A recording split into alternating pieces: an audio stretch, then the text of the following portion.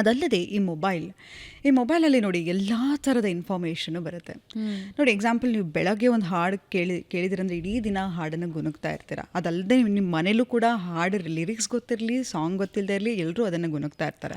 ಅಂಥದ್ರಲ್ಲಿ ಬೆಳಗ್ಗೆ phone open ಮಾಡಿದ ತಕ್ಷಣ ಯಾರೋ ಒಬ್ಬರು ಒಂದು ವೆಕೇಷನ್ಗೆ ಹೋಗಿರ್ತಾರೆ, ಅಥವಾ ಇನ್ನೊಂದು you will have some financial crunches, ನನಗೆ ಹೋಗೋಕ್ಕಾಗ್ತಾ ಇರಲ್ಲ, ಅಥವಾ ಎಲ್ಲೋ ಒಂದು ಕಡೆ ಯಾವುದೋ ಒಂದು ಕೊಲೆ ಸುಲಿಗೆ ಅಥವಾ ಇನ್ನೊಂದು ಯಾವುದೋ ಒಂದು ಡಿಸ್ಟರ್ಬಿಂಗ್ ನ್ಯೂಸ್ಗಳನ್ನು ನೋಡ್ತಾ ಹೋಗ್ತೀವಿ. ಅದಲ್ಲದೆ ಇಷ್ಟೊಂದು ನಾವು ಸ್ಕ್ರೋಲ್ ಮಾಡ್ತಾನೆ ಇರ್ತೀವಿ.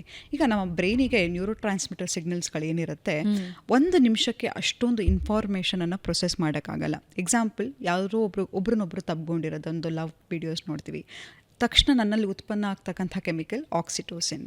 ನಂತರ ಯಾರಿಗೊಬ್ರಿಗೆ ಸಹಾಯ ಮಾಡತಕ್ಕಂಥ ವಿಡಿಯೋವನ್ನು ನೋಡ್ತೀನಿ, ಸೆರಾಟಿನಿನ್ ರಿಲೀಸ್ ಆಗ್ತಾ ಹೋಗುತ್ತೆ. ನಂತರ ಇನ್ನೊಂದು ಯಾರಿಗೊಬ್ಬರಿಗೆ ಒಬ್ಬ ಮೇಲಿಂದ ಜಿಗಿತಾ ಇರ್ತಾನೆ, ಡೋಪಮೈನ್ ಎಂಬ ಕೆಮಿಕಲ್ ರಿಲೀಸ್ ಆಗ್ತಾ ಹೋಗುತ್ತೆ. ಒಂದು ನಿಮಿಷಕ್ಕೆ ಇಷ್ಟೊಂದು ನ್ಯೂರೋ ಟ್ರಾನ್ಸ್ಮಿಟರ್ ಸಿಗ್ನಲ್ಗಳನ್ನು ನಿನ್ನ ಬ್ರೈನಿಗೆ ಹ್ಯಾಂಡಲ್ ಮಾಡಲಿಕ್ಕೆ ಸಾಧ್ಯನಾ? ಇಲ್ಲ.